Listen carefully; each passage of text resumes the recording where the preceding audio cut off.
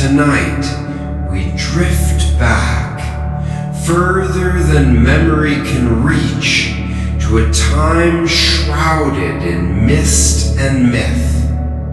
A time of towering castles and valiant knights, of whispered legends and royal courts. This is the medieval world as we imagine it, a place of chivalry and romance, painted for us in storybooks and films. But tonight, we're going to peel back that gilded veneer.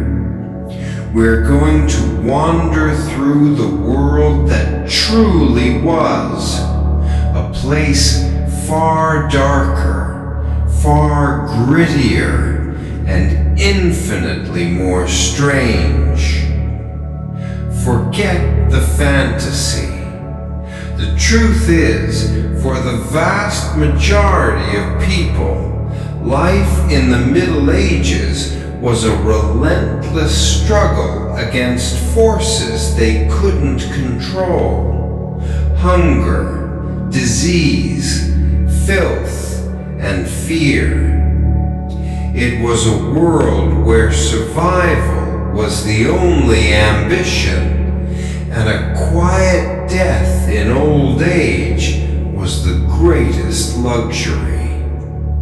So, as you settle in, let the sounds of your modern world fade away.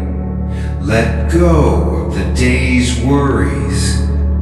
We aren't here to be frightened, but to understand, to drift through the hardships of the past from the safety of our present. This journey is a quiet reminder of how far we've come. So find a comfortable position, close your eyes if you wish, and allow your mind to float back with me, back to a time when waking up was the hardest thing you do all day. Let's begin our journey together. Chapter 1: The Medieval Awakening. Congratulations, you have just been born, not into the soft glow of a hospital, but into the dim, smoky air of a peasant's hovel in the year of our Lord, 1250. The first sound you hear isn't a gentle coo, but the bleating of a goat nearby. The first thing you feel isn't a warm blanket, but a coarse, damp piece of wool. The first smell to greet you is an ancient, layered symphony of wood smoke, unwashed bodies, animal musk, and the faint, sweet scent of decay. Now, let's drift forward in time.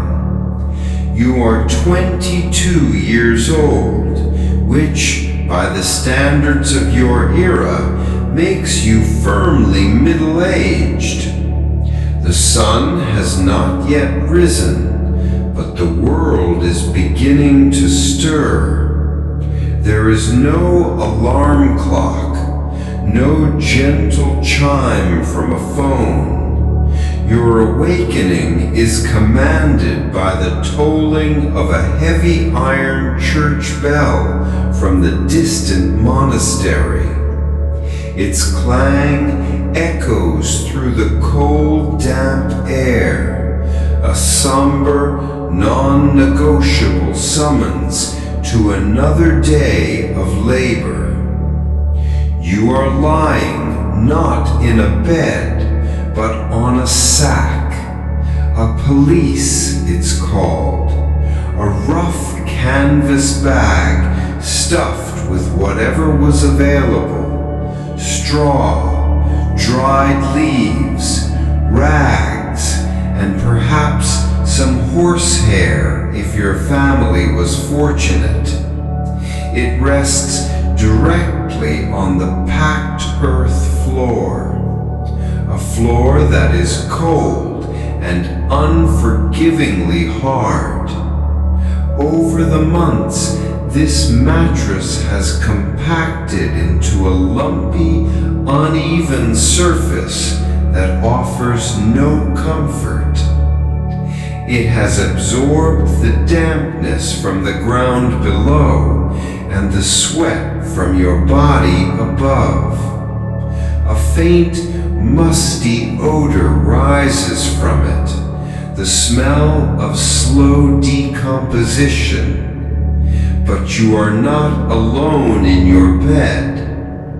Your mattress is a thriving metropolis for a civilization of insects. Fleas, mites, and lice are your constant companions. Their bites are a familiar low-grade torment, an itch that can never truly be satisfied. You've lived with them your entire life. You know nothing else. The idea of a bed free of tiny crawling creatures is a fantasy you are incapable of conceiving. You are covered by a single woolen blanket. It is heavy, stiff with accumulated grime, and greasy with natural lanolin. It has likely never been properly washed, only aired out in the sun on the rare occasions that aren't dedicated to work. It smells of sheep, smoke, and sleep. It is your only shield against the chill that seeps through the walls of your home, a chill that feels like it settles deep within your bones. There is no concept of a pillow.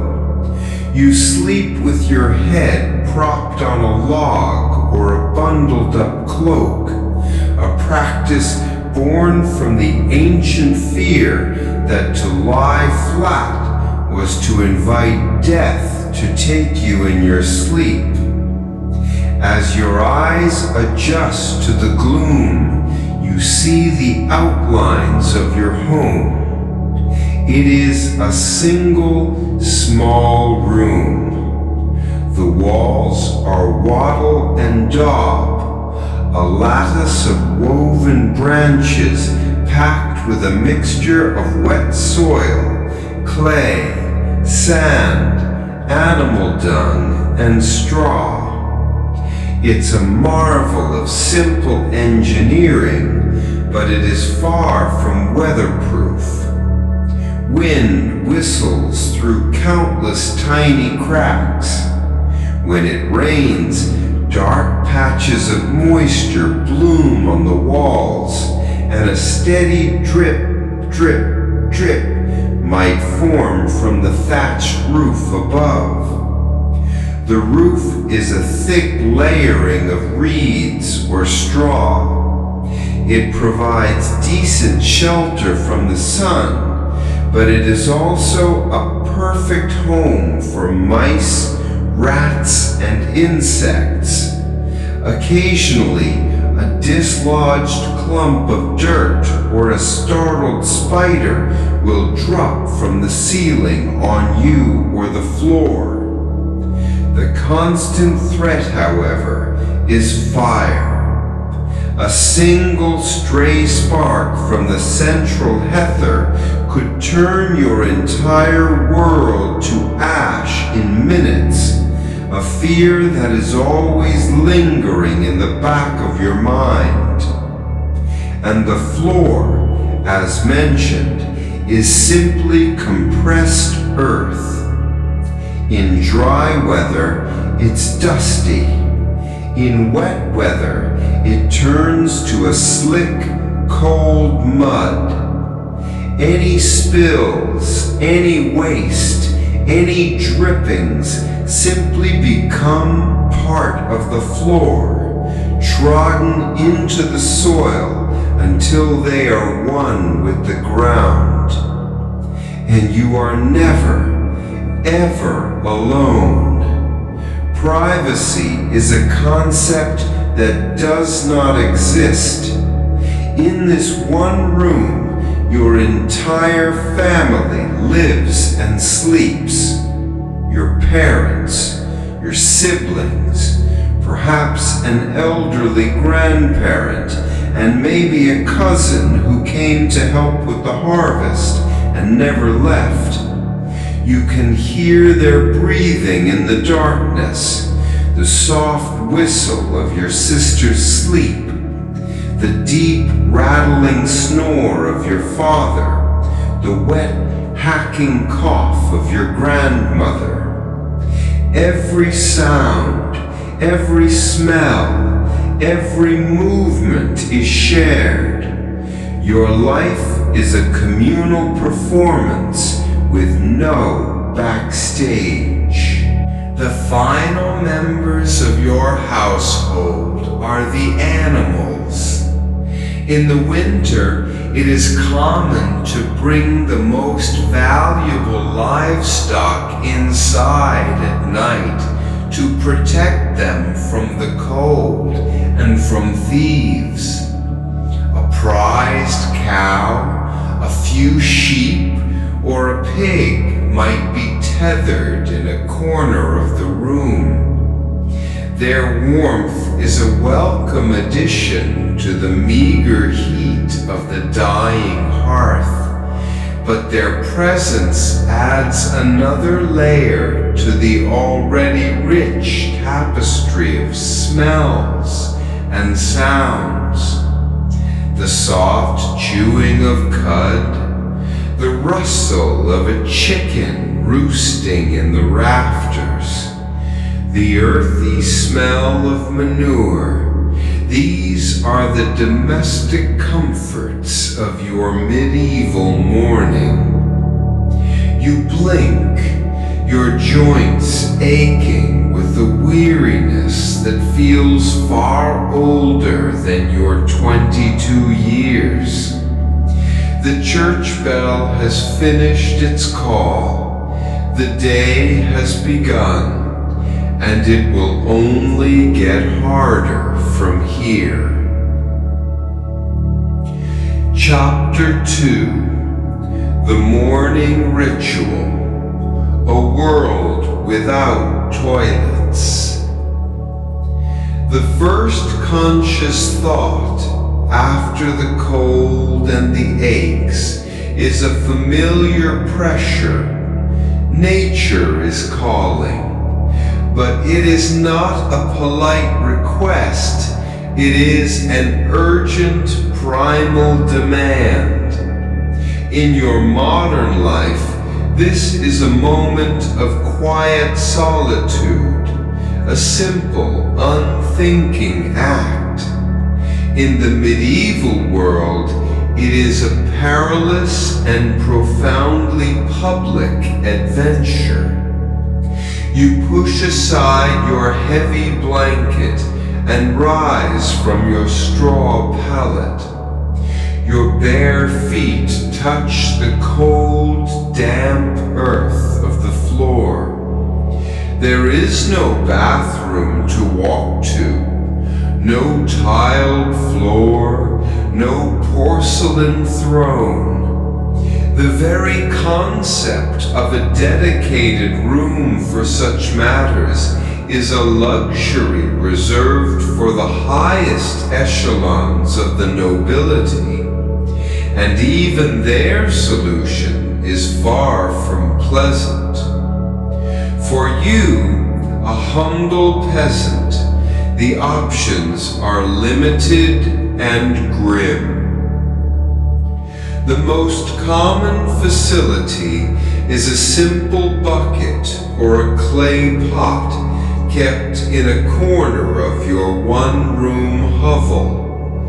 In the dead of night, this is the go-to solution. By morning, it is often full, and the smell contributes to the room's already complex aroma. It is now your job to empty it. You carry the pot to the doorway of your hut. You are supposed to shout a warning, a phrase that will echo through the centuries, derived from Old French, gardez l'eau, watch out for the water. In the muddy streets of an English town, it has been corrupted to a simpler, more guttural gardeloo. You may or may not shout it.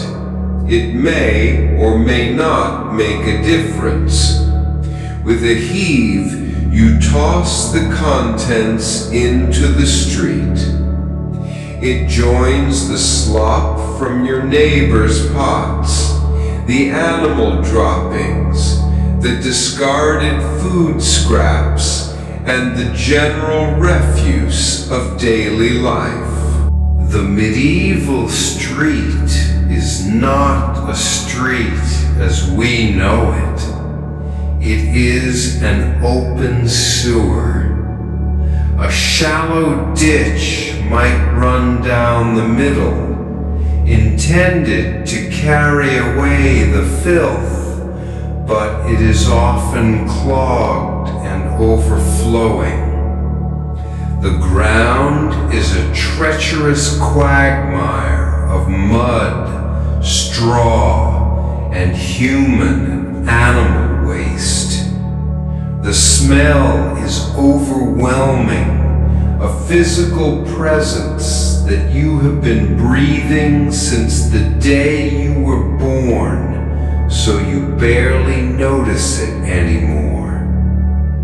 When it rains, this river of filth rises, turning the lanes into a flowing cesspool that can flood the ground floor of your home.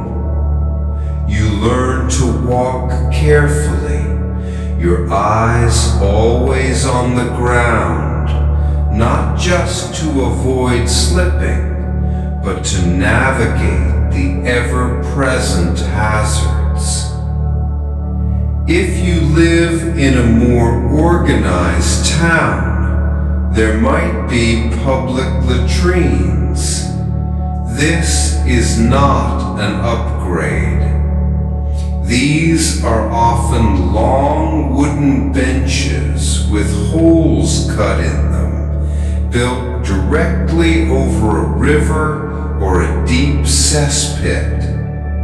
You sit shoulder to shoulder with your neighbors, conducting your business in full view of anyone who happens to be passing by. There are no stalls, no doors, no privacy. It is a social affair, where you might exchange gossip with the person next to you while trying not to breathe too deeply. And what of toilet paper? It does not exist. This is a detail often glossed over in romantic tales, but it is a fundamental reality of your daily life. Your options for personal hygiene are whatever is free and available. A handful of straw, a clump of moss scraped from a wall, a smooth stone, a collection of dried leaves, or perhaps a scrap of old discarded cloth.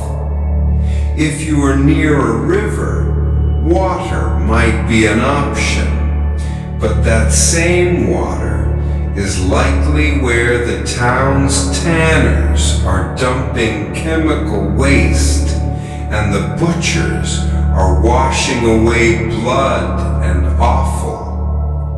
For those living in a great stone castle, the situation is slightly different, but no less disgusting. Their solution is the garderobe.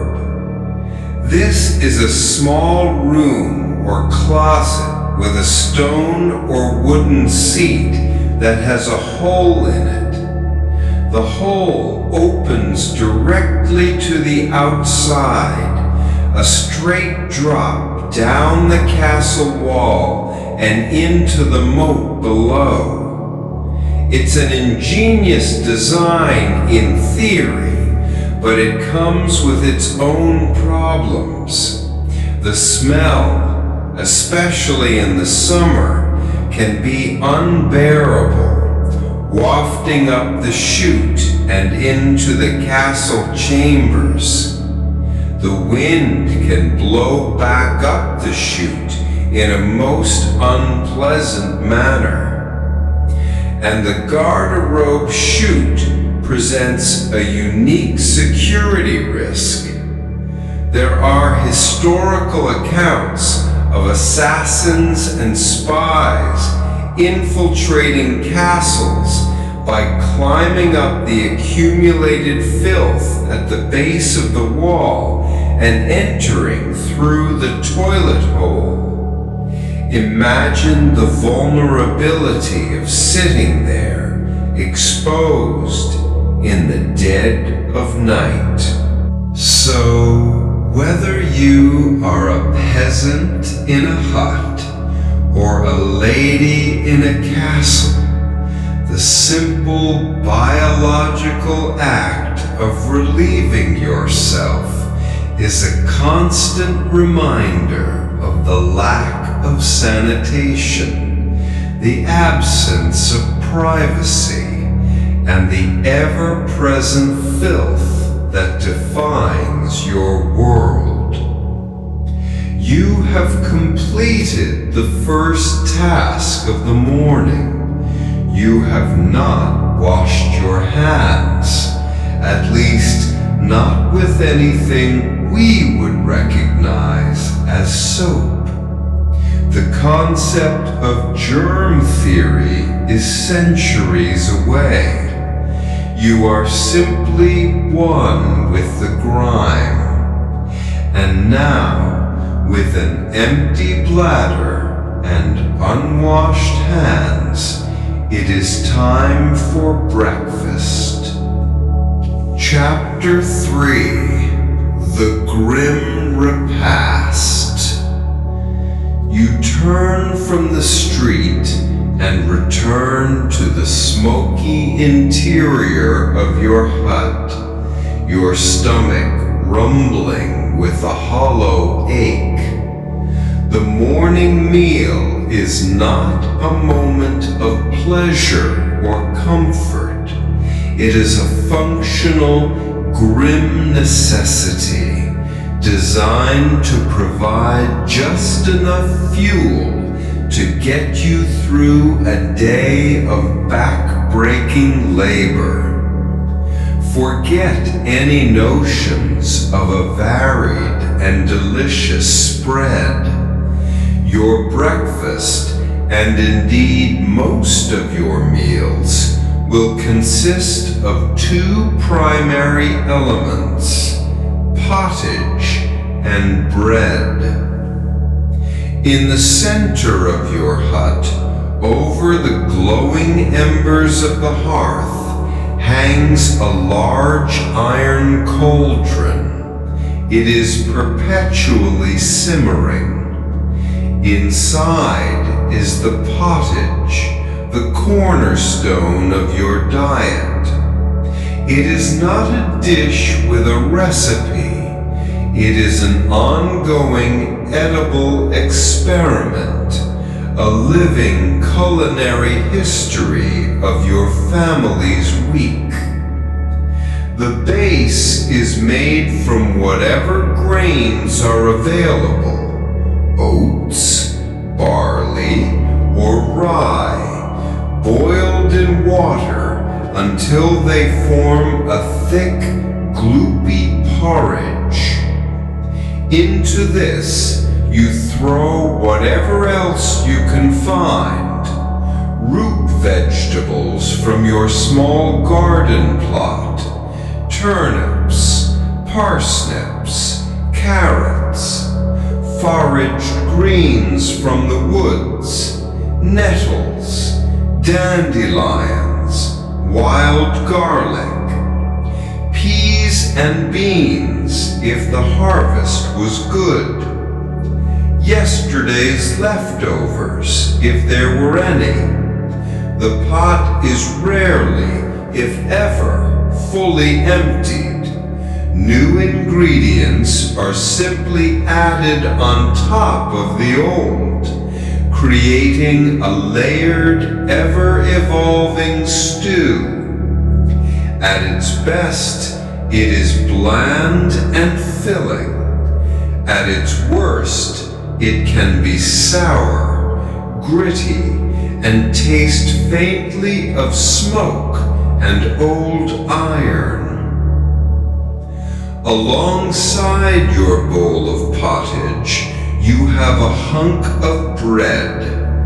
This is not the light, airy loaf you might imagine. This is bread born of hardship. It is made from coarse, dark flour, usually rye or barley, as wheat is a luxury crop reserved for the lord of the manor. To make the precious flour last longer, it is often bulked up with other ingredients: ground up peas, beans, acorns, or in times of famine, even sawdust and tree bark. There is also a hidden, terrifying danger in your daily bread. If the rye harvest was damp, a fungus called ergot might grow on the grain. When milled and baked into bread, ergot becomes a potent poison. Ingesting it causes a horrific condition known as St. Anthony's fire.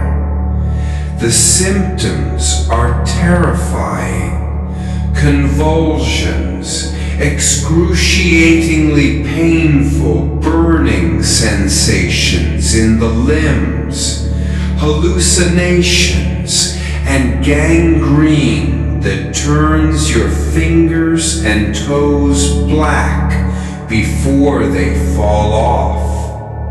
Entire villages could be afflicted by a single bad batch of rye, a mysterious, agonizing plague that they would attribute not to fungus, but to the wrath of God.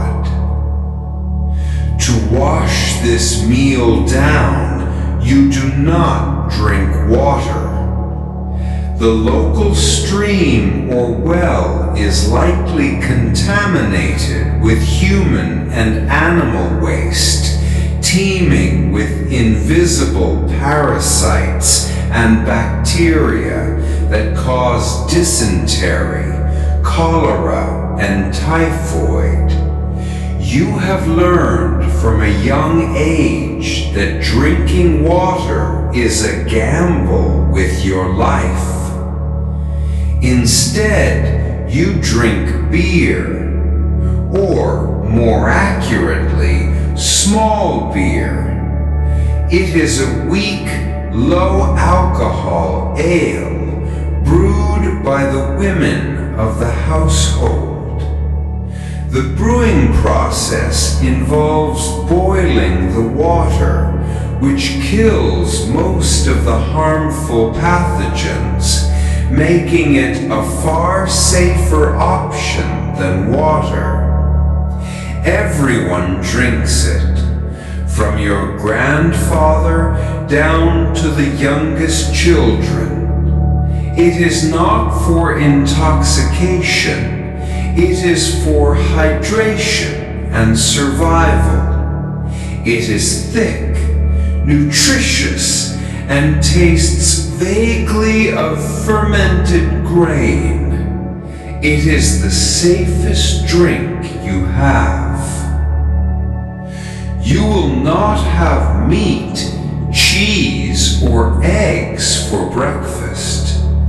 These are precious commodities. Your family might own a cow, but her milk is used to make butter or cheese that will either be sold at market or paid as a tithe to the church. Your chicken's eggs are a similar source of income.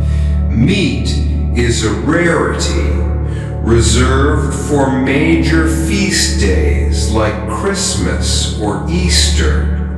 And even then, it would likely be a small piece of salted pork or a tough old fowl. The deer, boar, and rabbits that roam the nearby woods are exclusively to the Lord. To be caught poaching is a crime punishable by mutilation or death. You might eat a rabbit for dinner, but it could cost you your hand. So you sit on a low stool by the fire, scooping up the lukewarm pottage with a wooden spoon, or sopping it up with your rock-hard bread. You gulp down your weak, cloudy ale. It is not a meal that energizes you. It is a meal that simply quiets the gnawing emptiness in your stomach for a few hours. And now, properly underfed, it is time to face the world. Chapter 4. Dressed for Misery. Your meager breakfast is finished. It is time to get dressed for the day. This is a simple process because your wardrobe is a study in minimalism. You own precisely one outfit. It consists of a long tunic, likely made of wool. This is not the soft, refined wool of modern garments. This is coarse, scratchy, and heavy. It has been spun and woven by hand, probably by the women in your own family. The tunic is a simple, T-shaped garment, perhaps belted at the waist with a rope or a strip of leather. It is functional, durable, and deeply uncomfortable. Underneath the wool, if you are lucky, you might wear a linen shift or undershirt. Linen is softer than wool, but it is more labor-intensive to produce, making it more expensive. For many, the scratchy wool tunic is worn directly against the skin. Underwear, as we know it, does not exist. You are, for all intents and purposes, going commando under a rough, sack-like garment that you will wear every single day. There is no concept of a seasonal wardrobe. You wear this same outfit in the freezing cold of winter and the sweltering heat of summer. The only difference is that in winter you might add a cloak or another layer of wool if you have one. In the summer, you simply endure the sweat and the itch. The colors are drab and muted. The vibrant dyes we associate with medieval festivals were incredibly expensive and reserved for the wealthy.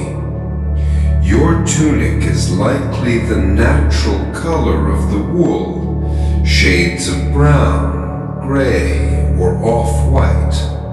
It might be dyed a simple yellow with onion skins or a dull brown with walnut shells, but the colors will be faded and uneven. Washing this outfit is a monumental task. There is no washing machine, no detergent, and no convenient source of clean water. To wash your tunic, you would have to haul buckets of water from a river or well, heat it over your precious fire, and then scrub the garment on a rock with a harsh, lye-based soap made from animal fat and ash. It is an all-day affair, and while it's washing and drying, you have nothing else to wear. Consequently, clothes are washed very, very rarely, perhaps a few times a year. This means your single outfit is permanently stained, stiff with sweat and dirt, and carries a potent personal aroma. It is a living record of your life, the mud from the fields, the soot from the fire, the food you've spilled. And because you and your clothes are so rarely clean, you're a walking ecosystem. Fleas, as we've mentioned, live in your straw bed, but they travel with you in the seams of your clothing. Lice are an even intimate problem. They live in your hair and on your body, laying their eggs, called nits, on the shafts of your hair. Everyone has them. The local priest, the Lord's wife, your children, you, everyone is lousy. Itching is a constant public activity. You will see people scratching themselves with vigor in church, at the market, in conversation. It is not considered rude. It is simply a fact of life. There are remedies, of course. People might comb their hair with fine-toothed combs made of bone, or apply foul-smelling herbal concoctions. Some even resorted to rubbing toxic substances like mercury or arsenic into their scalps, a cure that was often more dangerous than the affliction. Your feet are likely bare. Leather shoes are a luxury. If you do own a pair, they are simple turn shoes made of a single piece of soft leather stitched together and then turned inside out. They have no hard sole, no arch support, and offer little protection from the rough ground. They wear out quickly and are easily soaked through by mud or rain. Most of the time, you navigate the world barefoot, your soles toughened by years of walking on stone, dirt, and the aforementioned street filth. This leaves you vulnerable to cuts, splinters, and parasites like hookworm that enter the body through the soles of the feet. So now you are dressed, encased in scratchy, damp, ill-fitting wool. Your skin is crawling with a familiar itch. Your feet are cold and dirty. You are ready to present yourself to the world, a world that is just as grimy and uncomfortable as you are. And now, perhaps you might flash a morning smile, or perhaps not. Chapter 5. A toothy topic, dental despair. You are ready to face the day, but a dull throbbing ache emanates from the back of your jaw. It's a familiar pain, one that has been your companion for weeks. In the medieval world, a smile is not a sign of joy. It is often a window into a lifetime of decay and suffering. Oral hygiene is a concept so foreign, it might as well be magic. There is no toothbrush, no minty paste, no dental floss. Some people might try to clean their teeth by chewing on a twig to scrape away debris, or by rubbing their teeth and gums with a rough linen cloth.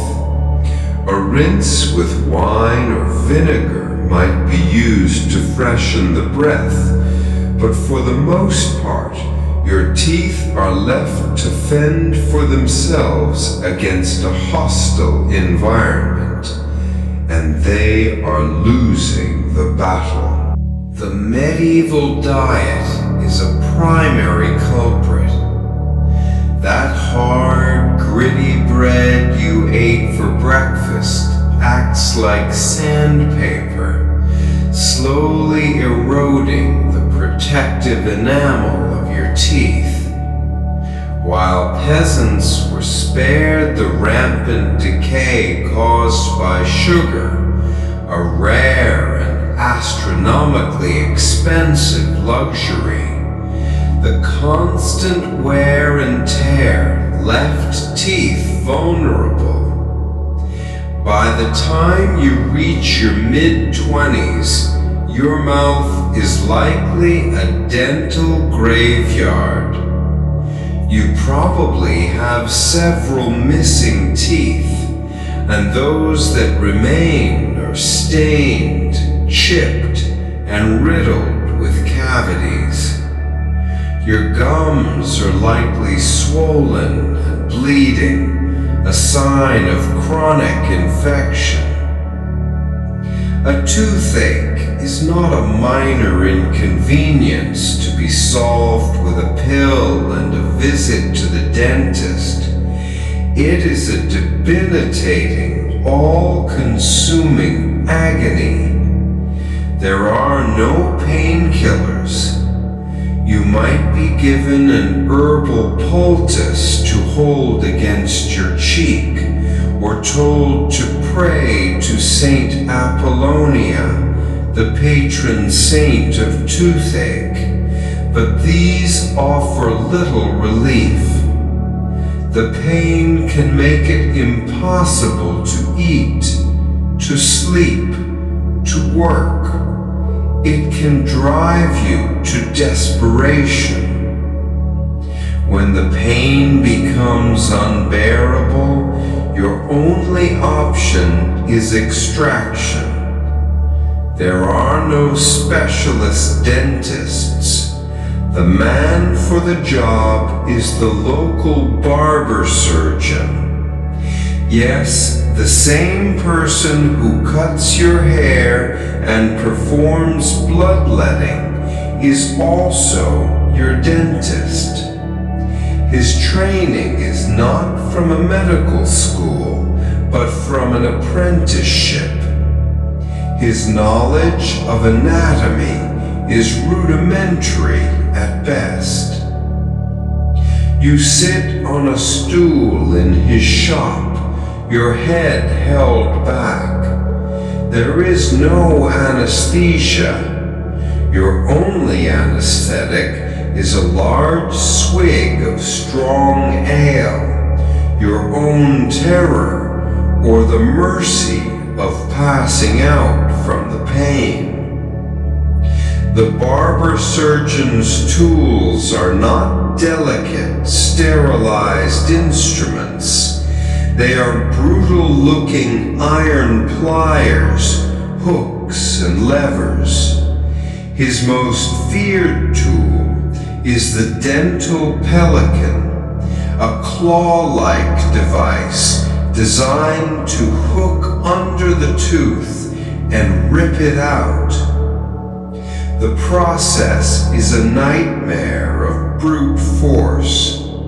The barber surgeon yanks and twists, often breaking the tooth and leaving the infected root behind.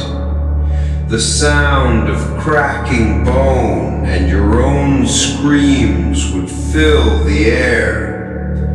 If the extraction is successful, the bleeding is stopped by pressing a red-hot piece of iron against the raw socket. The risk of infection from such a procedure is immense. An abscessed tooth, if left untreated or poorly treated, can lead to sepsis, a systemic infection that spreads throughout the body. In the Middle Ages, you could, and many people did, die from a toothache. That same ailment that sends us to the pharmacy for a temporary filling could be a death sentence for you.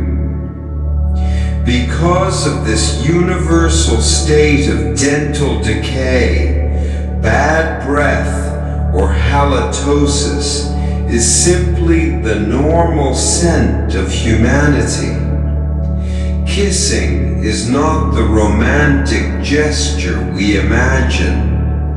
Social interactions are not predicated on a bright, healthy smile. Your worth is measured by your ability to work, your ownership of land, or your piety, not the state of your dental health. Your mouth is a constant source of low-level pain, a battlefield of rot and infection. And with that throbbing ache as your constant companion, it is now time to go to work. Chapter 6: The Daily Grind, a Life of Labor. With the sun now a pale disk in the sky, you head out into the fields. There is no commute, no office, no concept of a career. There is only work.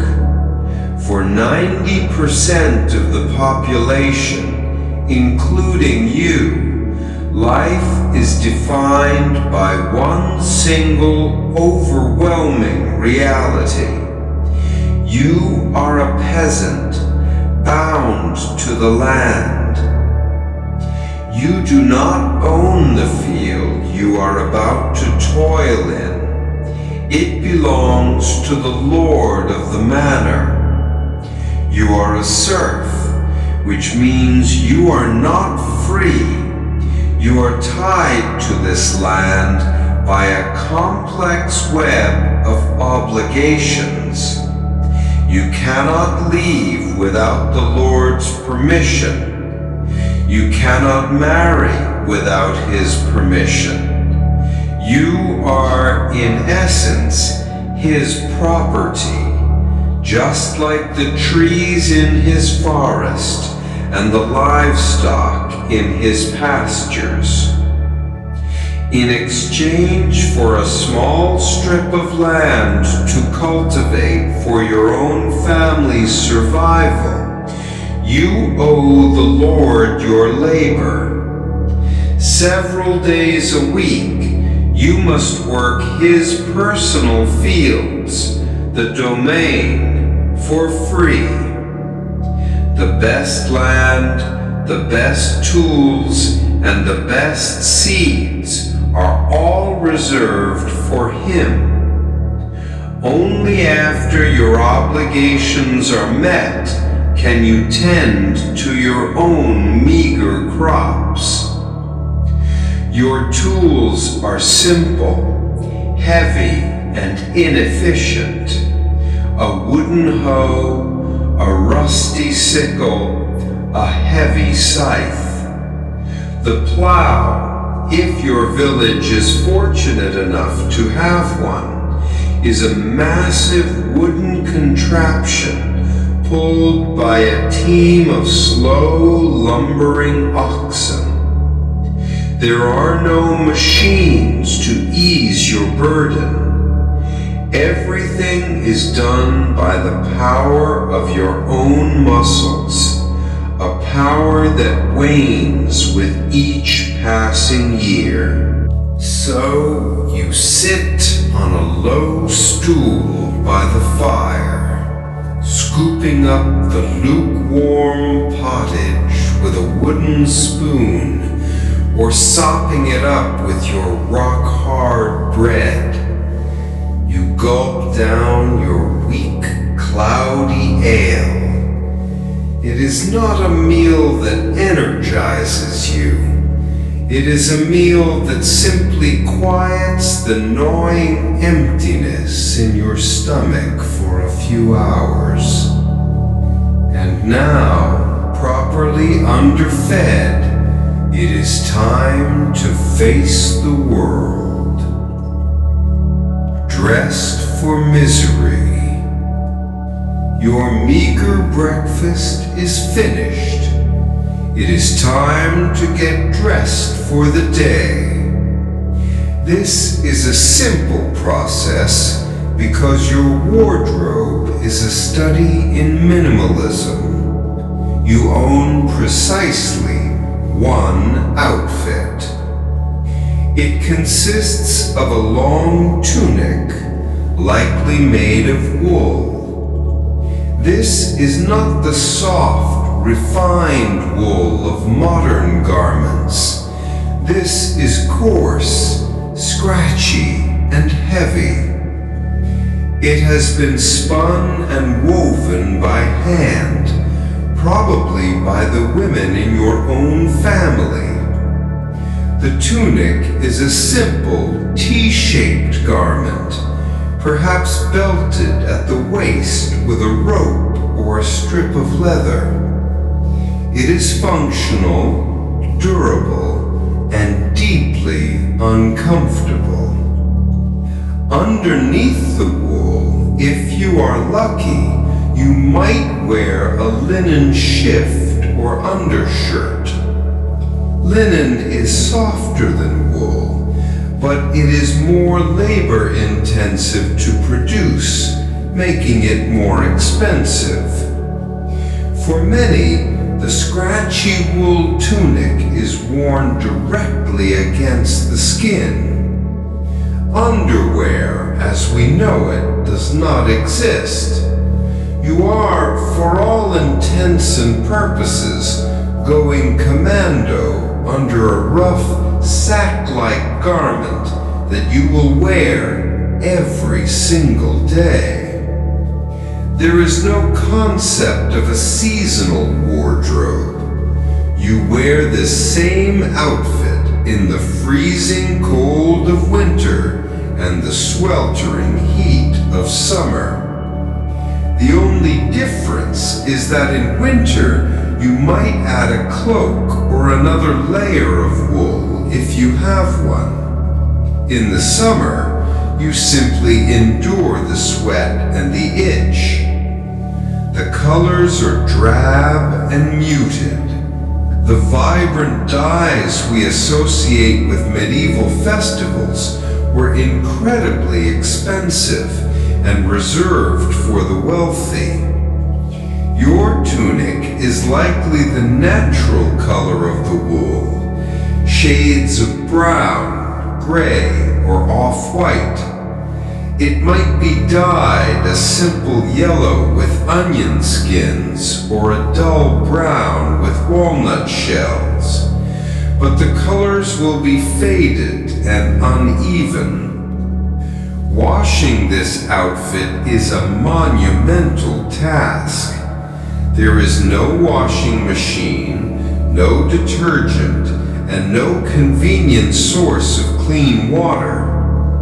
To wash your tunic, you would have to haul buckets of water from a river or well, heat it over your precious fire, and then scrub the garment on a rock with a harsh, lye-based soap made from animal fat and ash.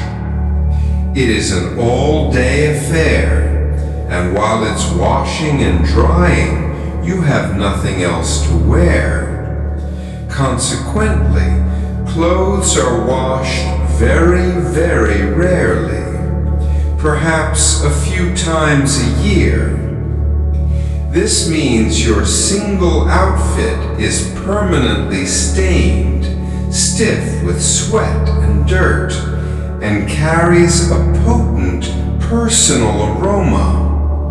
It is a living record of your life, the mud from the fields, the soot from the fire, the food you've spilled. And because you and your clothes are so rarely clean, you are a walking ecosystem. Fleas, as we've mentioned, live in your straw bed, but they travel with you in the seams of your clothing. Lice are an even more intimate problem. They live in your hair and on your body, laying their eggs, called nits, on the shafts of your hair. Everyone has them. The local priest, the Lord's wife, your children, you. Everyone is lousy. Itching is a constant public activity. You will see people scratching themselves with vigor in church, at the market, in conversation. It is not considered rude. It is simply a fact of life. There are remedies, of course.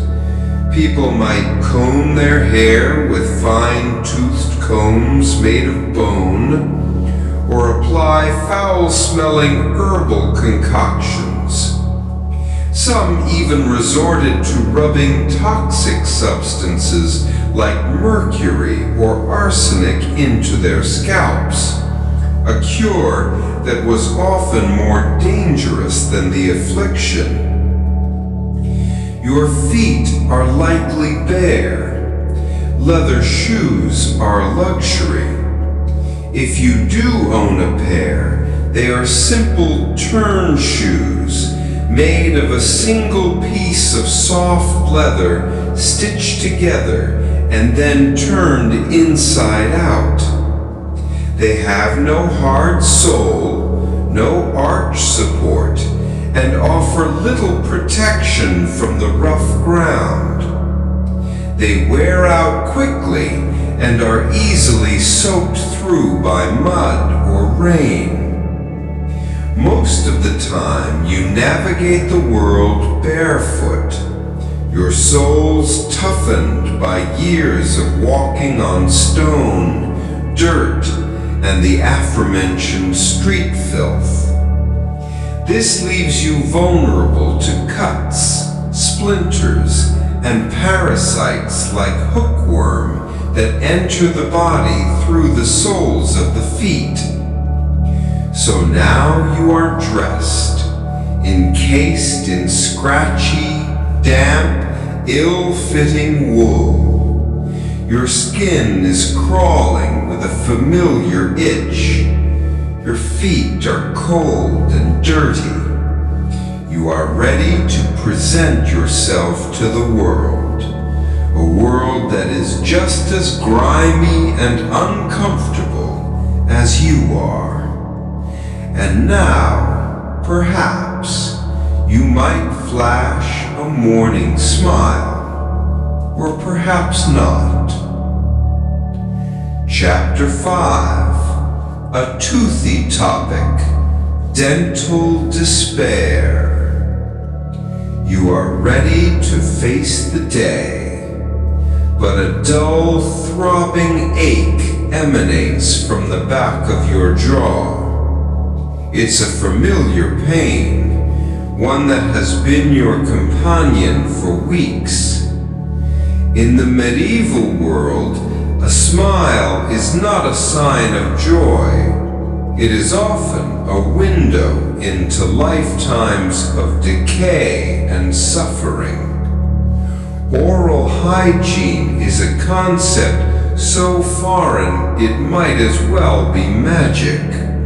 There is no toothbrush, no minty paste, no dental floss. Some people might try to clean their teeth by chewing on a twig to scrape away debris, or by rubbing their teeth and gums with a rough linen cloth. A rinse with wine or vinegar might be used to freshen the breath. But for the most part, your teeth are left to fend for themselves against a hostile environment, and they are losing the battle. The medieval diet is a primary culprit. That hard, gritty bread you ate for breakfast acts like sandpaper, slowly eroding the protective enamel of your teeth.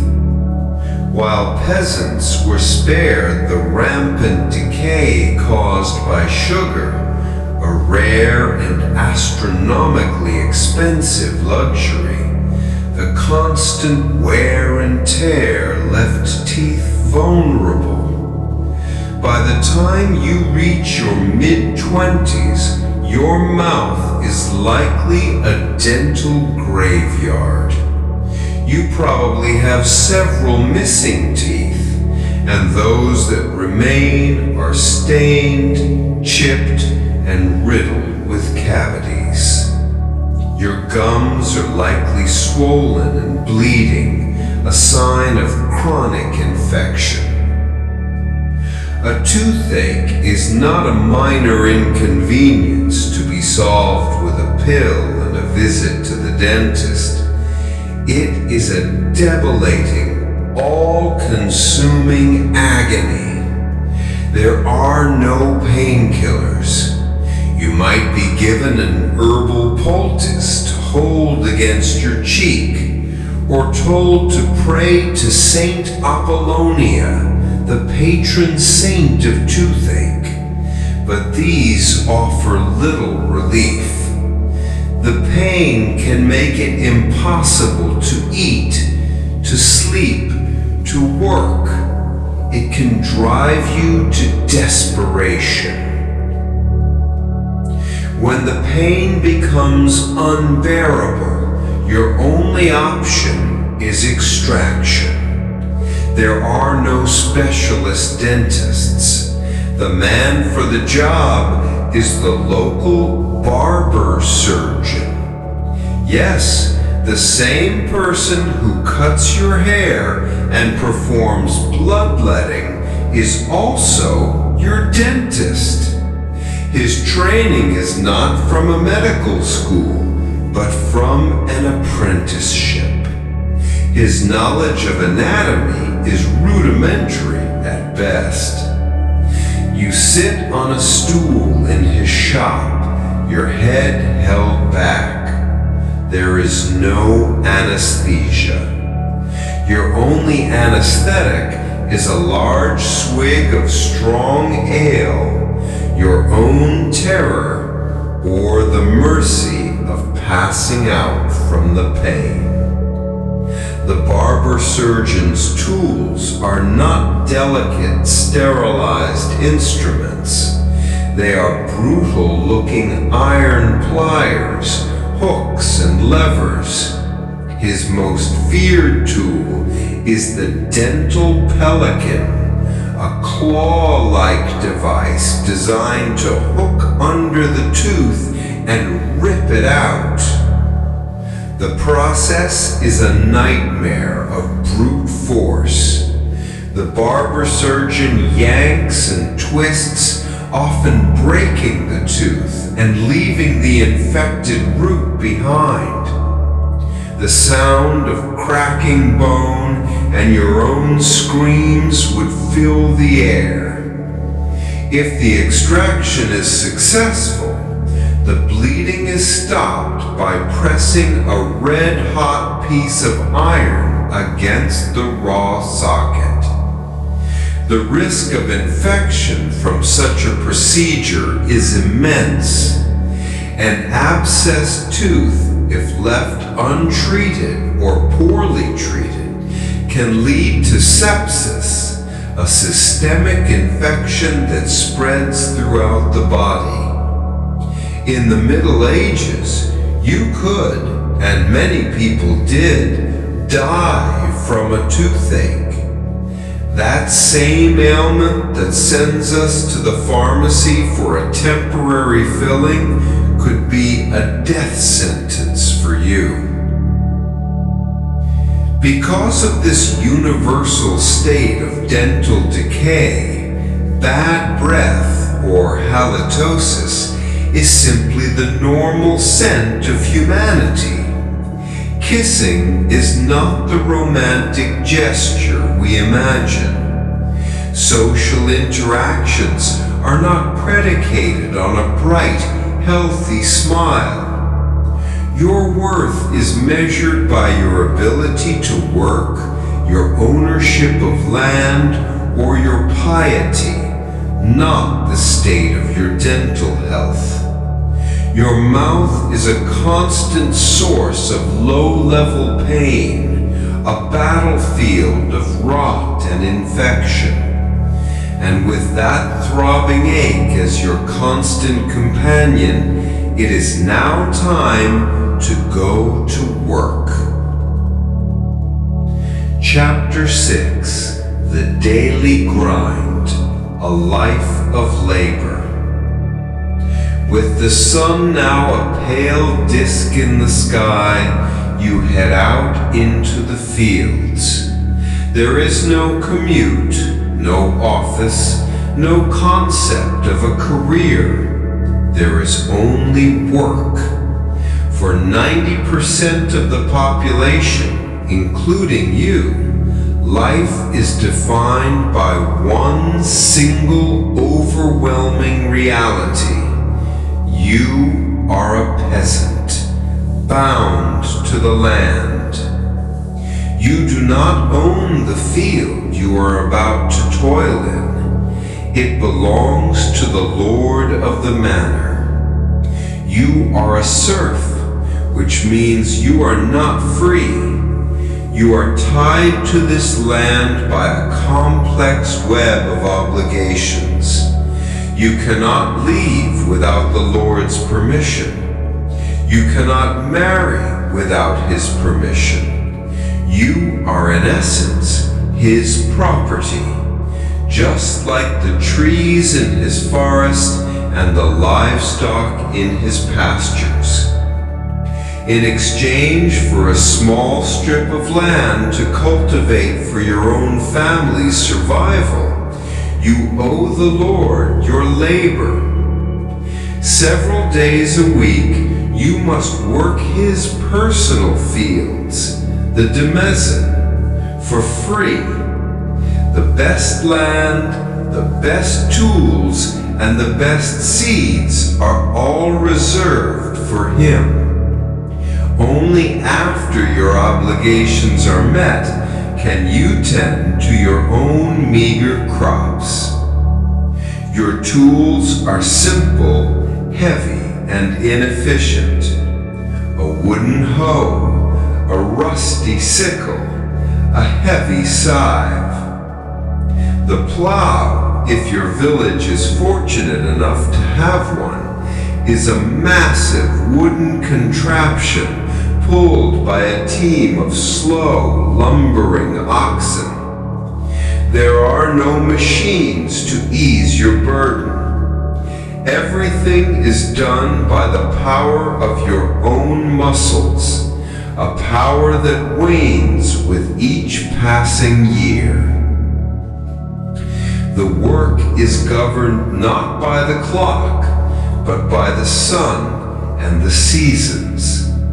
You rise at dawn and work until dusk. There are no weekends, no holidays in the modern sense.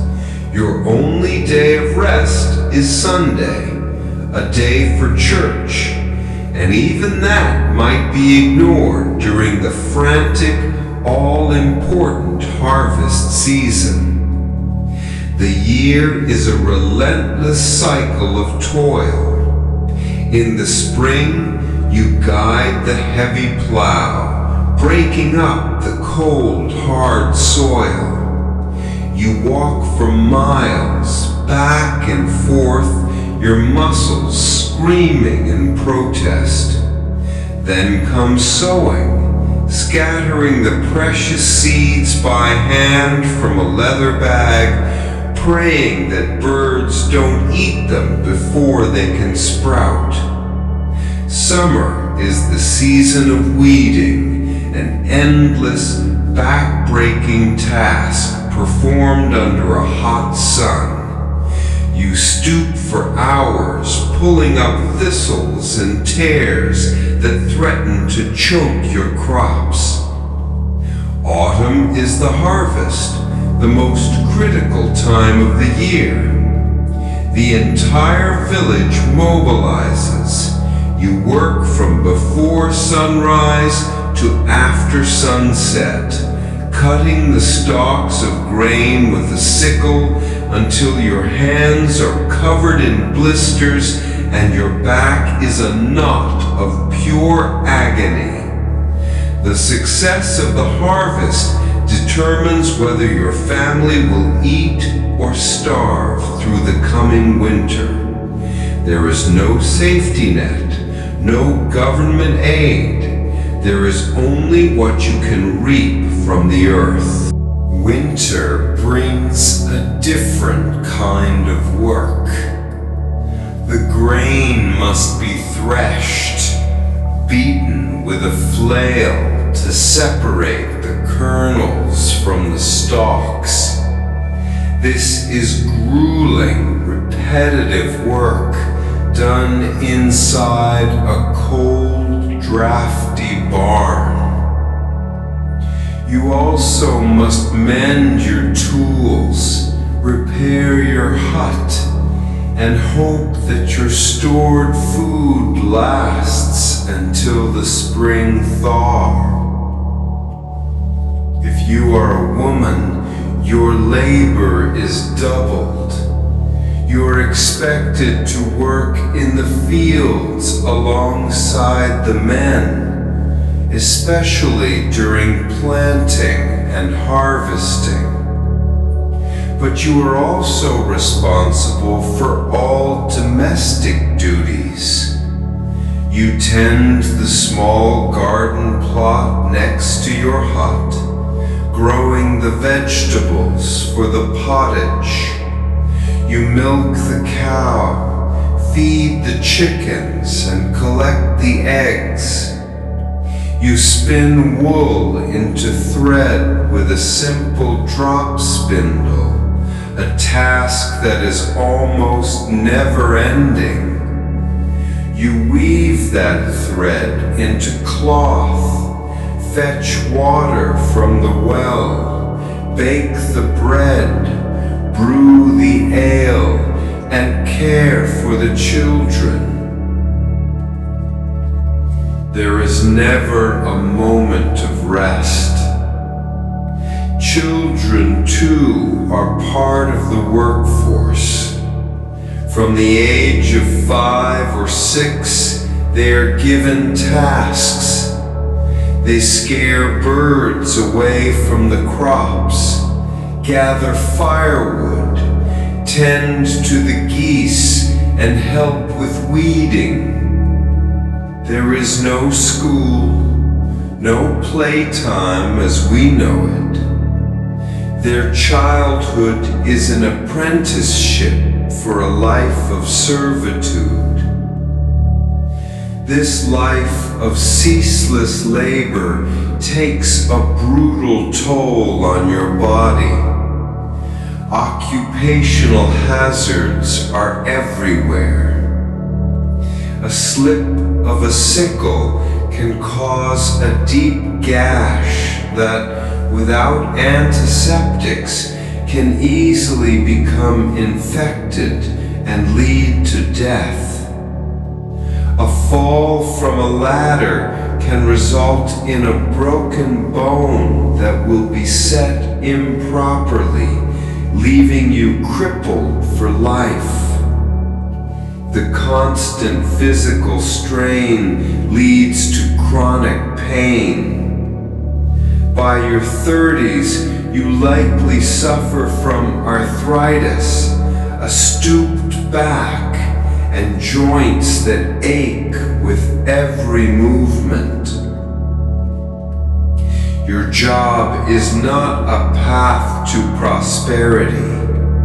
It is a slow-motion endurance test, a race to produce enough to survive before your body finally gives out.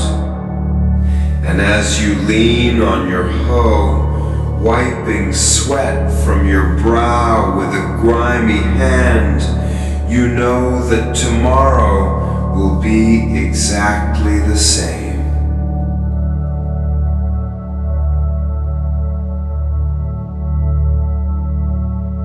Chapter 7.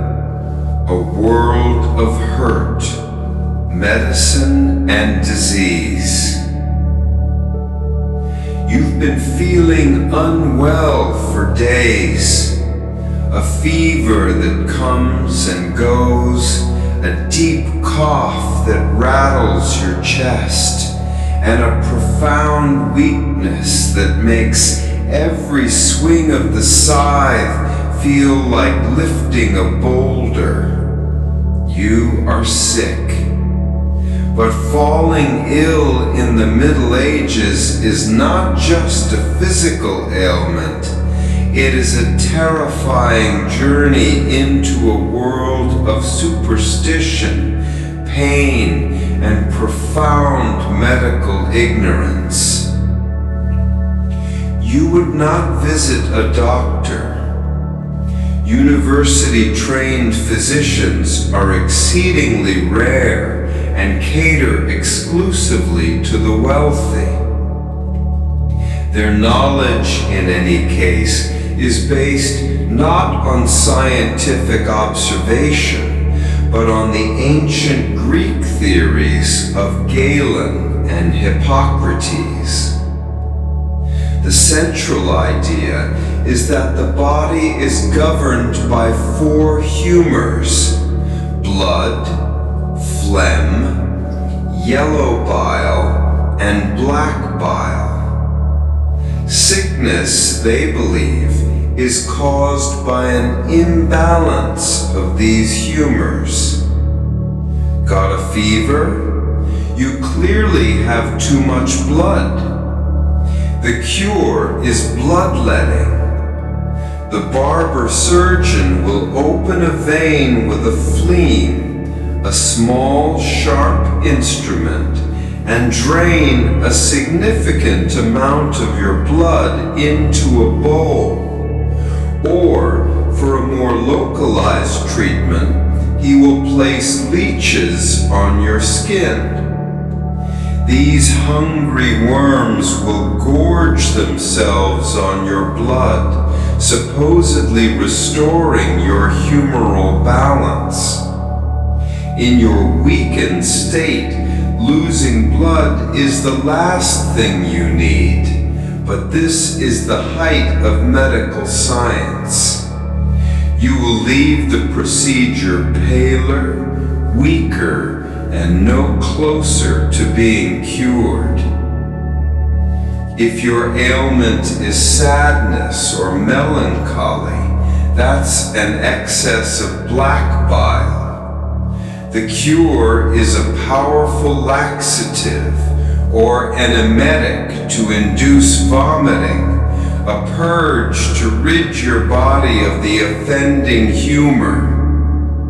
A broken bone would be set, but often poorly, without knowledge of how to align the fracture correctly. You would be left with a permanent limp or a useless limb. Surgery is not medicine, it is butchery. It is a last desperate resort, performed without anesthetics, antiseptics, or any understanding of germ theory. An amputation would be performed with a saw, while several strong men held you down. The only way to stop the bleeding is cauterization, searing the open wound with a red-hot piece of iron. The pain is unimaginable, and the chances of surviving the subsequent infection are slim. For your cough, you would more likely visit the local apothecary or a wise woman. They would offer herbal remedies, a potion made from horehound, or a poultice of mustard seeds to place on your chest. These treatments, born of centuries of folk knowledge, might offer some symptomatic relief, but they cannot cure the underlying disease. Your illness is believed to come not from microbes, which are unknown, but from miasma or bad air, or, more likely, from the judgment of God. Sickness is a punishment for sin, and the ultimate cure lies in prayer, confession, and piety. You live in a world without vaccines, without antibiotics, without sanitation. This makes you incredibly vulnerable to a host of diseases that are now minor or preventable. Smallpox, measles, and influenza sweep through villages, killing indiscriminately. Dysentery, known as the bloody flux, is a common killer, spread through contaminated water. Leprosy is a terrifying reality. Those afflicted are forced to live as outcasts in leper colonies, ringing a bell to warn others of their approach.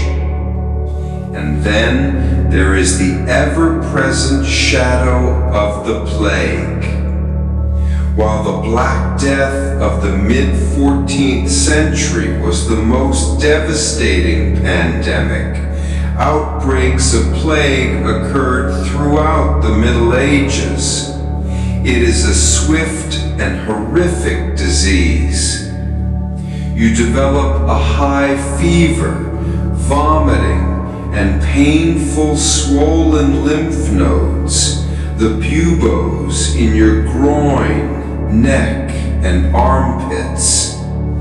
The disease spreads through the air and via the bites of fleas from infected rats, which are everywhere. There is no cure. You are put to bed in your hut, and your family can do nothing but pray. The priest will come to administer the last rites. Your chances of survival are less than 50%. Your town could lose a third of its population in a single season. The fear is constant, palpable. Every cough, every fever could be the beginning of the end. In this world, medicine is less about healing and more about surviving the cure. Your body is a fragile vessel in a sea of disease, and your best hope is not a doctor, but a strong constitution and an incredible amount of luck. Chapter 8: The Divine and the Damned, Religion and Superstition. As evening approaches, the church bell tolls again, this time calling the faithful to vespers, the evening prayer. Whether you attend or not, the sound is a reminder of the single most powerful force in your life, the church. In medieval Europe, religion is not a part of life, it is life. It governs your time, your calendar, your laws, your morality, and your understanding of the universe. The church is your spiritual landlord, and the rent is steep. You are required to pay a tithe, a tenth of everything you produce, a tenth of your grain, a tenth of your livestock, a tenth of your wool. This is not optional. Failure to pay is a sin that could jeopardize your immortal soul. Your year is structured not by months, but by the liturgical calendar. Your holidays are holy days: Christmas, Easter, Pentecost, and dozens of saints' days. These are welcome breaks from labor, but they are not for leisure. They are for attending Mass, for fasting, and for prayer. Inside your parish church is likely the most awe-inspiring place you will ever see.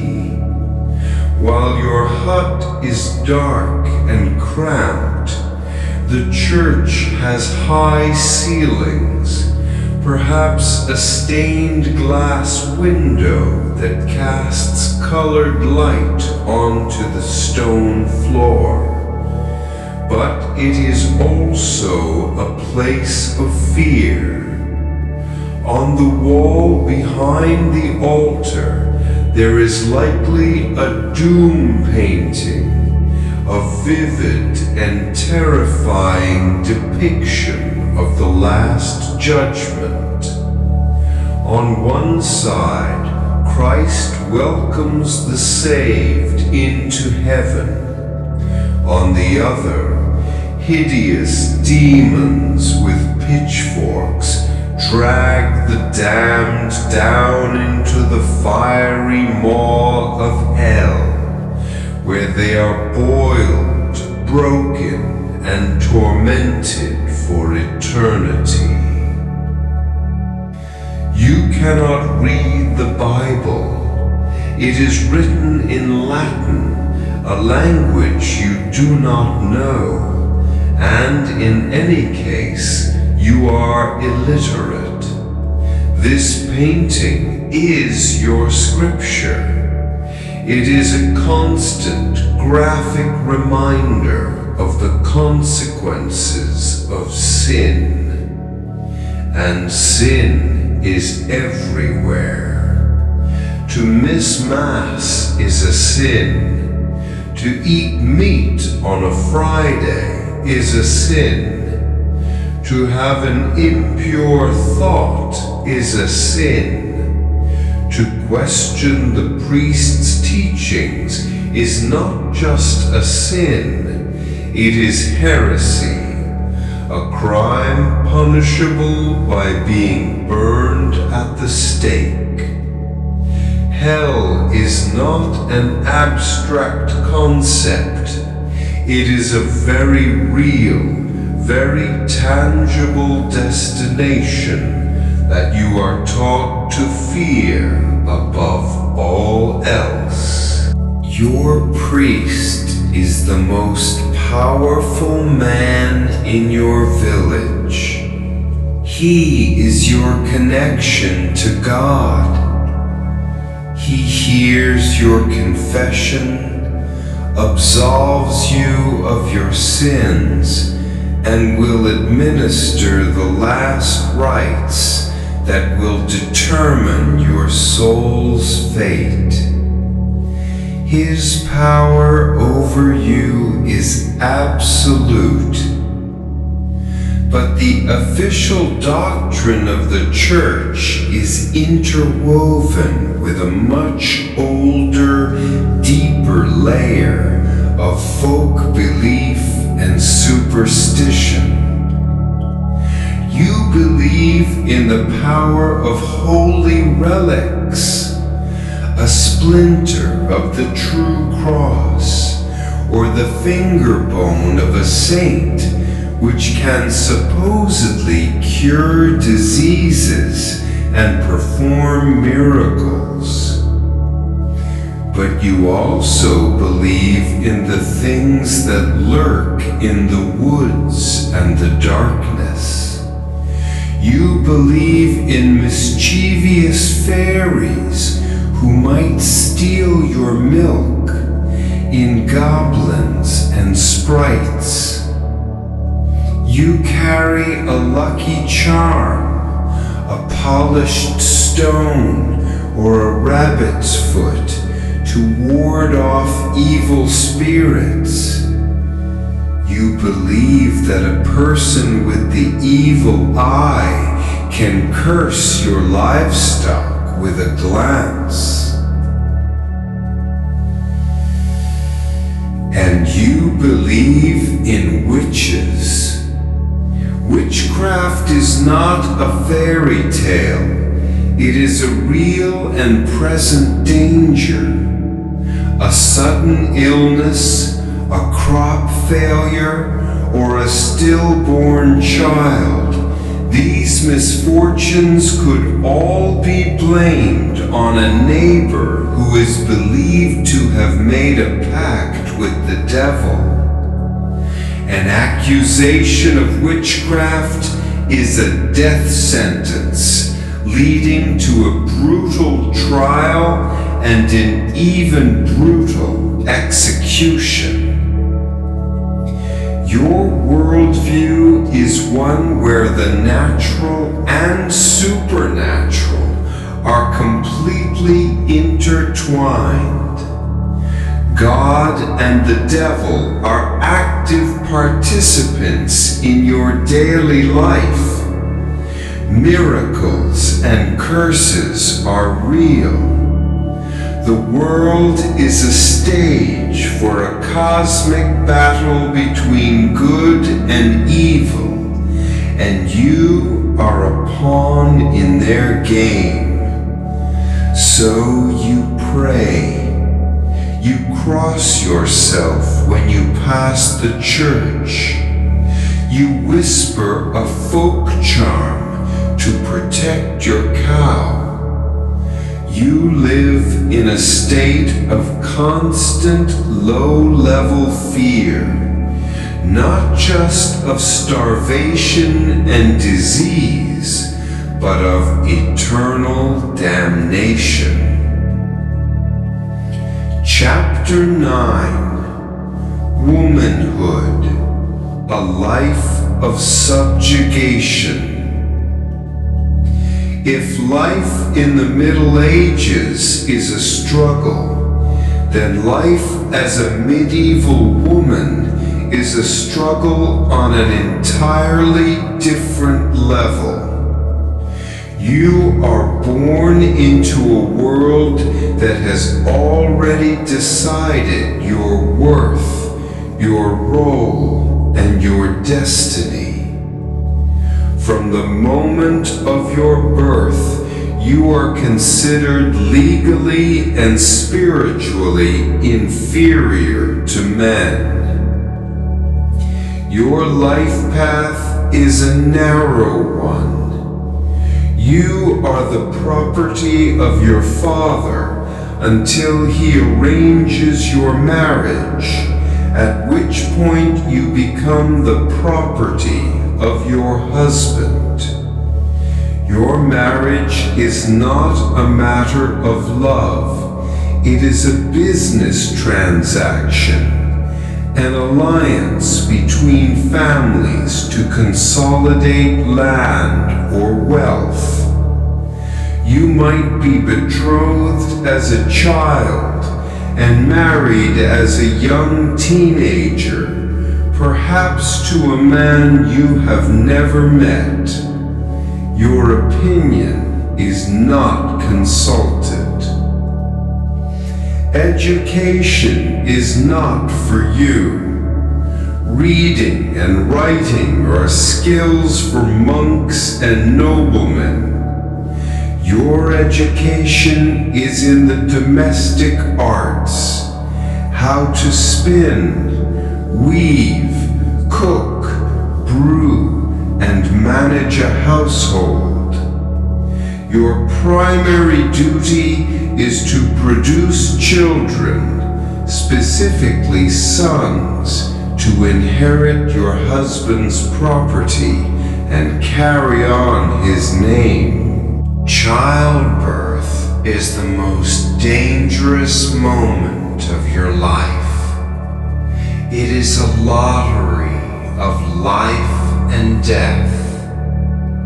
You give birth in your own hut, on your straw bed, attended by a local midwife and the other women of the village. Their knowledge is based on tradition and experience, not medical science. There is no understanding of germs, no sterile equipment, no painkillers. A baby in the wrong position, a hemorrhage, or a subsequent infection can easily mean death for you, the child, or both. Prepare is a common and deadly infection that sweeps through new mothers. You might survive 10 pregnancies, or you might not survive your first. The infant mortality rate is staggering. Perhaps half of all children will die before the age of 5.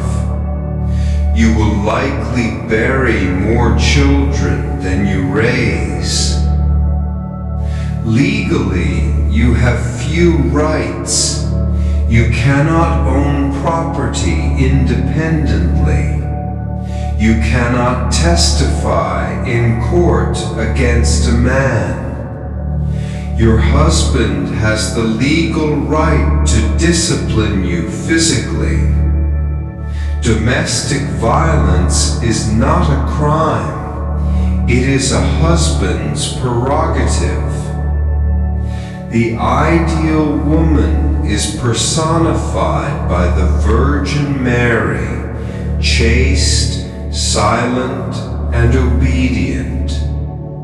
To be outspoken or assertive is to risk being labeled a nag, a scold, or worse, a witch. If you are unmarried, you are an object of suspicion. If you are widowed, you might gain some autonomy, but you are also vulnerable to exploitation. An old woman, past her childbearing years, who lives alone and perhaps has knowledge of herbal remedies, is in a particularly precarious position. She is the classic target of witchcraft accusations. And yet, despite this systemic subjugation, your life is one of immense labor. You are the backbone of the household economy. Your work, spinning, weaving, gardening, brewing, cooking, childcare, is relentless and essential. You are expected to be subservient in spirit, but strong as an ox in body. You endure the pain of childbirth, the grief of losing children, the daily grind of endless chores, and the authority of the men in your life, all with quiet resilience. You are expected to suffer gracefully. Your joys are small, the warmth of the fire, the sound of a healthy child's laughter, a moment of song during the harvest. These small lights are what keep you going in a world designed to keep you down. Chapter 10: The Law of the Blade, Violence and Justice. As the day ends, a brawl breaks out at the local alehouse. An argument over a wager, a drunken insult. It doesn't take much. In the medieval world, violence is not an aberration. It is a part of the social fabric, an accepted tool for settling disputes and enforcing order. The concept of law and order is fragile, often dependent on the whim of the local lord. For common people, justice is swift, brutal, and public. If you are caught stealing a loaf of bread, you could be publicly flogged or put in the stocks, a wooden frame that traps your head and hands, leaving you at the mercy of the jeering crowd who will pelt you with mud and rotting vegetables. For a more serious crime, like poaching the Lord's deer, you could have a hand cut off or be hanged. If you are accused of a crime, you do not have the right to a fair trial as we know it. Your guilt or innocence might be determined by a trial by ordeal, a terrifying appeal to God to reveal the truth. In trial by hot iron, you would be forced to carry a red-hot piece of iron for a set distance. Your hand would then be bandaged, and if the wound healed cleanly in 3 days, you were innocent. If it became infected, as it almost certainly would, you were guilty and meant to be hauled out to be executed. The logic was inescapable and almost fatal. Punishment is a form of public entertainment. Executions are held in the town square in front of cheering crowds. People bring their children. It is a day out. The methods are designed to be as gruesome as possible, to serve as a deterrent. Traitors are subjected to the horrific punishment of being hanged, drawn, and quartered. Heretics are burned at the stake. It is a world where human life is cheap and suffering is a spectacle. Violence is also a part of everyday life. A husband can beat his wife. A master can beat his apprentice. Street fights are common. And looming over everything is the threat of war. Feuds between nobles, disputes over territory, or a king's call to a crusade can rip through your world at any moment. Armies will march across your fields, confiscating your food and livestock. You could be conscripted to fight as a common foot soldier, armed with little more than a spear and a prayer, facing heavily armored knights. In war, your chance of dying from disease in a filthy army camp is far greater than your chance of dying in glorious combat. Life is fragile, and it can be extinguished in an instant by a stray arrow, a tavern brawl, or a lord's arbitrary judgment. You learn to walk carefully, to keep your eyes down, and to avoid trouble, knowing that justice is a luxury you cannot afford. Conclusion: the fading light. The sun has set. The church bell has rung for Compline, the final prayer of the day. You drag your exhausted body back to your hovel. The fire is stoked, casting flickering shadows on the wattle and daub walls. You eat another meager meal of pottage and hard bread. There is no conversation, only the weary silence of people who have spent their life force on survival. You have made it through another day. You have awakened in a bed of straw and insects. You have emptied your waste into the street. You have eaten a meal that could poison you. You have toiled until every muscle ached. You have navigated a world of disease, superstition, and casual violence. The romantic image of the Middle Ages, the knights in shining armor, the fair maidens in towers, the grand feasts in torchlit halls, that is a story for the 1%.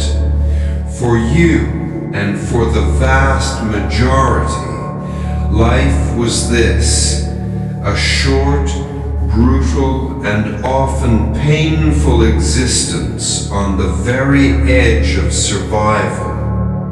The simpler times were not simple, they were relentless. And yet, through it all, humanity endured. People still fell in love. They sang songs while they worked. They told stories around the fire. They found joy in the birth of a healthy child. They huddled together for warmth and community against the vast, terrifying darkness. They were not just victims of their time. They were resilient, resourceful, and profoundly human. Chapter 11, The World of the Child, a short and brutal beginning. Before you were the weary 22-year-old toiling in the fields, you were a child, and to be born a child in the Middle Ages was to be born into a world that was, at best, indifferent to your survival. Your first cry was not a celebration, but a gamble against the profound silence that claimed so many. Let us drift back to the moment of your birth. It happens in the same hut, on the same straw mattress, a place of no sanitation and little comfort. The midwife who attends your mother is not a medical professional. She is a village woman whose knowledge is a mixture of practical experience and deep-seated superstition. The process is perilous. Many mothers do not survive it, and many children do not take their first breath. Your survival of this first ordeal is itself a small miracle. As an infant, your world is a bundle of linen. You are swaddled, wrapped tightly from neck to toe, your arms and legs bound straight. This is done with the belief that it will prevent you from scratching your own eyes out and ensure your limbs grow strong and straight. In reality, it is a restrictive, unhygienic prison. You are left in this binding for hours on end, sometimes hung on a peg on the wall to keep you out of the way. You are a passive observer of the smoky, dim world around you. Your nourishment is your mother's milk, but if she is unable to provide it, or if she dies in childbirth, your fate is precarious. A wet nurse might be found, but this was often a luxury. For many, the only alternative was animal milk from a goat or a cow, which was a poor substitute and often carried disease. The dangers are everywhere. A simple childhood illness like measles, whooping cough, or chicken pox, which we now see as a minor rite of passage, is a potential death sentence. There are no vaccines to protect you, no antibiotics to fight the secondary infections that follow. A fever is treated with prayers and perhaps a bitter herbal tea. Diarrhea, a common result of contaminated food or water, can dehydrate and kill a small child in a matter of days. The infant mortality rate is not a statistic. It is a profound and ever-present grief. Nearly half of all children born will not live to see their 5th birthday. Your parents have likely buried siblings you never knew, their names whispered only in quiet moments of sorrow. If you do survive these treacherous early years, your childhood is not a time of innocence and play. The very concept of childhood as a protected phase of life does not exist. You are seen simply as a miniature adult, and you are expected to contribute to the family's survival as soon as you are physically able. By the age of 5, your work begins. Your first tasks are simple: chasing birds away from the newly planted seeds, gathering fallen branches for the fire, or collecting eggs from the chickens. As you grow stronger, your responsibilities increase. You will be sent to the forest to forage for nuts and berries, or to the common pasture to watch over the family's pig or geese. You learn to spin wool into thread, a skill that will occupy countless hours of your life.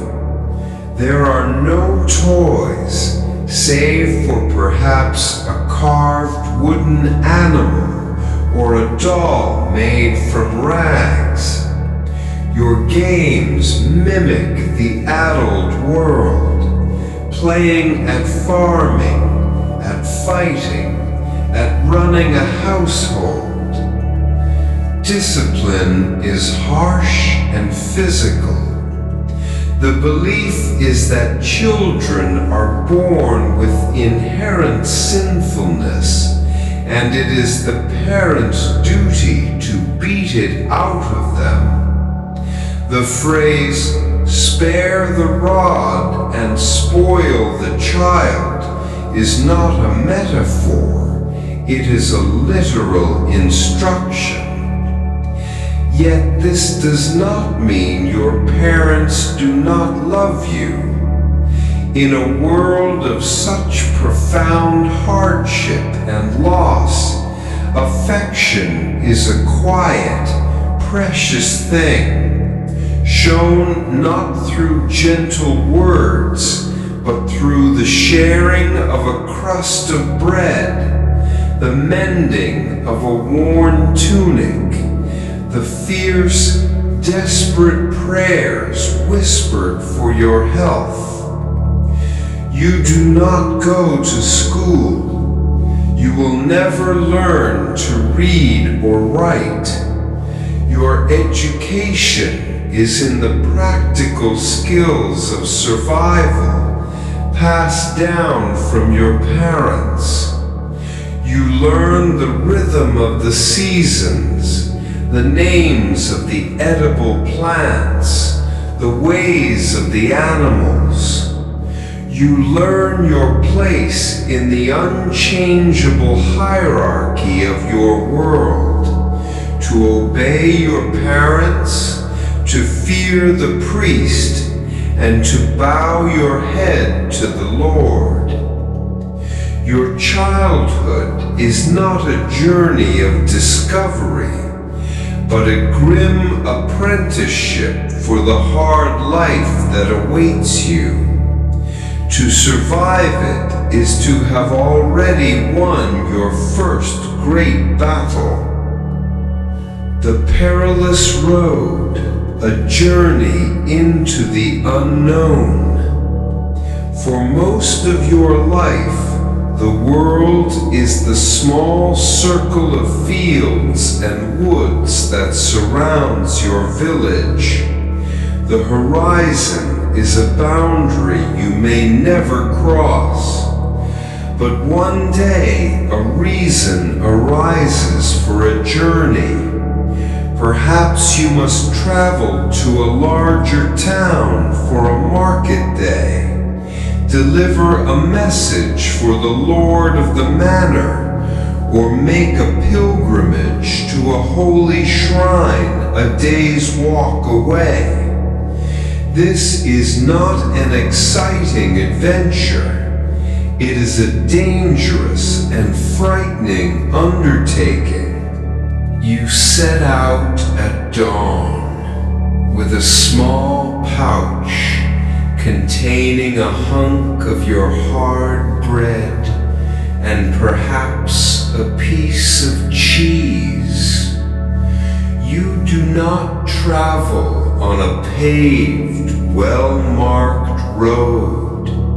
The King's Highway is not a smooth ribbon of asphalt. It is a wide, rutted dirt track, churned into a near impassable swamp of mud after rain, or a choking cloud of dust in the dry season. There are no signposts. You navigate by word of mouth, by the position of the sun, or by following a river.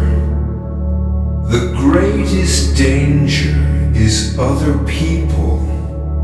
The woods and lonely stretches of road are the domain of bandits and outlaws. These are desperate men, escaped serfs, disgraced soldiers, hardened criminals who will not hesitate to rob you of your meager possessions. To be a lone traveler is to be a vulnerable target. You walk with a heavy staff, not just as a walking aid, but as your only weapon. Every rustle in the trees, every stranger you pass sends a jolt of fear through you. Even the official crossings are fraught with peril. A bridge over a river or the gate of a town will be controlled by a reeve or a toll collector. They will demand a payment for passage, a toll that is often arbitrary and extortionate. You have no power to argue.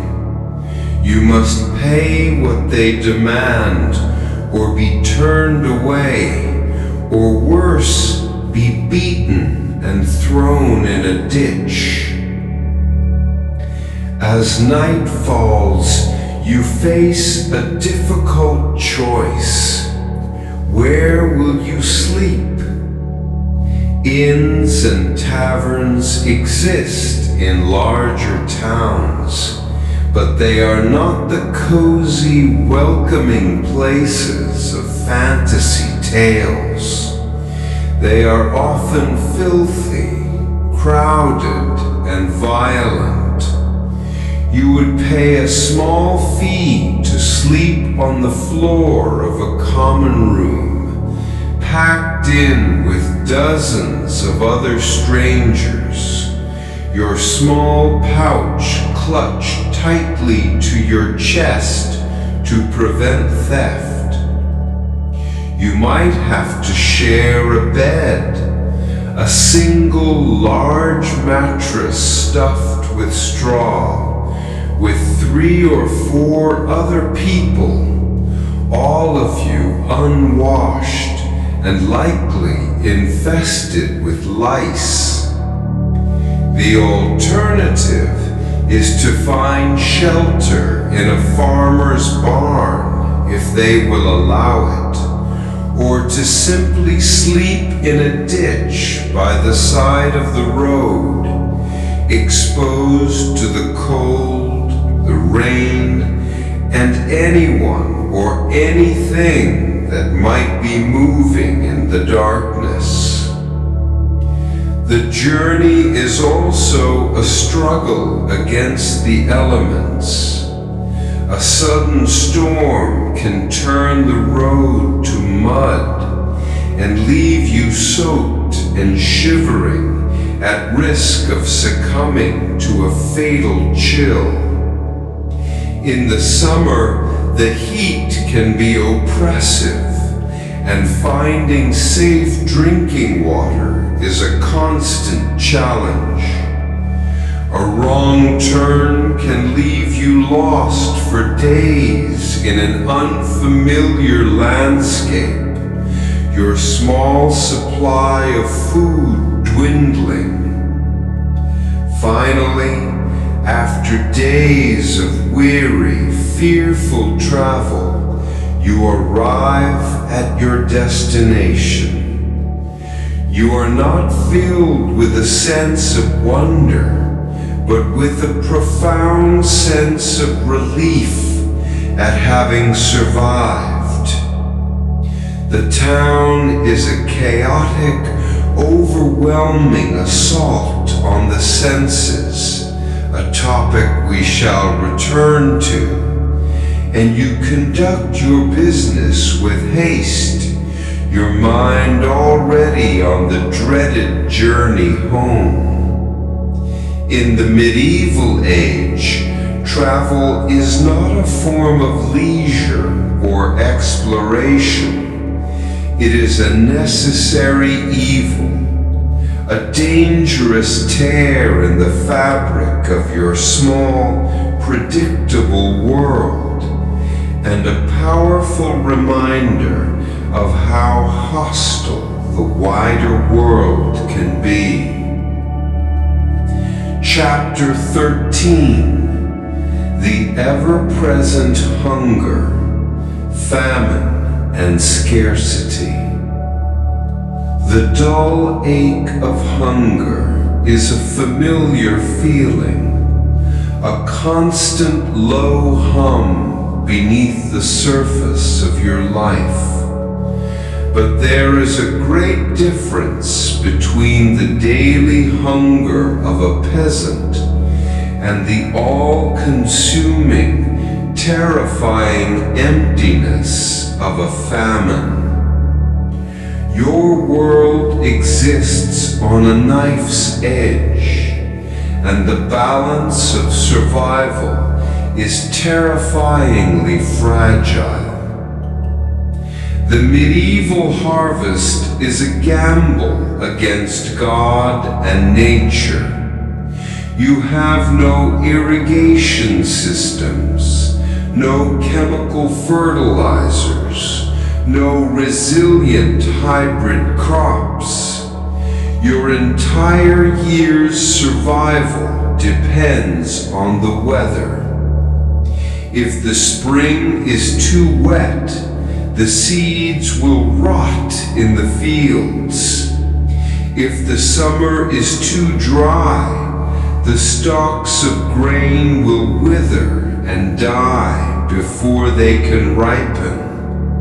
A single hailstorm at the wrong moment can shatter your crops. A late frost can kill the budding plants. An army marching through can trample a year's worth of work into the mud in a single afternoon.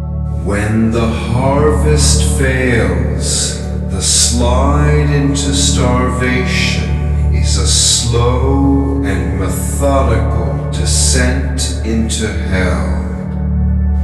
At first, you simply have less. Rations are cut. Your daily loaf of bread becomes smaller, the pottage thinner. But as winter deepens, the stored grain in the village runs out. The hunger is no longer a dull ache. It becomes a sharp, cramping pain that never leaves you. This is when the desperate choices begin. You eat the seed grain that was set aside for the spring planting, an act that erases the hope of the following year. You slaughter your only cow or ox, a vital source of milk and labor, for a few precious meals of tough meat. Soon, even that is gone. The search for food becomes all-consuming. You forage in the frozen woods for anything edible. Acorns, roots, tree bark. You boil the leather from your own shoes to create a gelatinous, foul-tasting broth. You hunt rats and mice in the barn. As the Great Famine of 1315 to 1317 showed, when the hunger becomes absolute, the ultimate taboo is broken. Neighbors eye each other with a new, terrifying suspicion. Stories, whispered at first and then spoken aloud, circulate of people digging up the recently buried, of parents abandoning their children, and of lone travelers disappearing near starving villages. A famine is not just a lack of food, it is the complete collapse of society. The bonds of community dissolve under the pressure of survival. People weakened by malnutrition are susceptible to disease. Dysentery, typhoid, and influenza sweep through the population, killing those who were already on the verge of death. Law and order vanish. People steal, riot, and kill for a handful of grain. The roads are littered with the emaciated bodies of those who set out in search of food and never found it. You watch your own family waste away. Your children's bellies swell with hunger. Their faces become hollow, their eyes large and vacant. You watch your parents, the elderly and the weak, be the first to succumb. The psychological toll is as devastating as the physical one. The world becomes a gray, hopeless place, and the only prayer left is for a swift end to the suffering. Even in a normal year, the period just before the summer harvest, known as the hungry gap, is a time of lean rations and anxious hope. But a true famine is a different beast entirely. It is a slow-motion apocalypse that leaves a deep generational scar on those who survive it. The constant, gnawing fear of starvation is the true ruler of your medieval world, a tyrant far more powerful than any lord or king. A full belly is the greatest of luxuries, a blessing that is never, ever taken for granted. So now, as we leave this world behind, drift back to the present. Feel the softness of your bed. Listen to the quiet hum of your home. Breathe in the clean air. We are not so far removed from these ancestors. Their struggles, their endurance, their sheer will to live is encoded in our own DNA. Tonight, as you slip into a peaceful, comfortable sleep, perhaps hold a quiet thought for them.